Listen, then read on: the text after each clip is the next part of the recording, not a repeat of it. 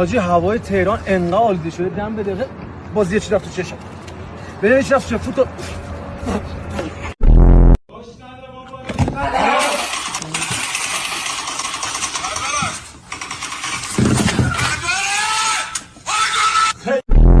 آجی خیلی گرم شد. یه بستنی بگیر بیار بخوریم. یه بستنی واسه چی؟ هوا گرم شده میخوام بمالم رو پوستم یه خورده خنک.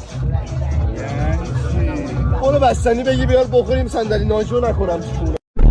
شب فردا شب بمون جانم بمون بمون شام گذاشتی برو خود شام گذاشتی بابا داری میری ناراحت دارم میشم چون به خدا غذا میخوریم بابا یه چی میگیرم دارم میخوریم واسه چه میگی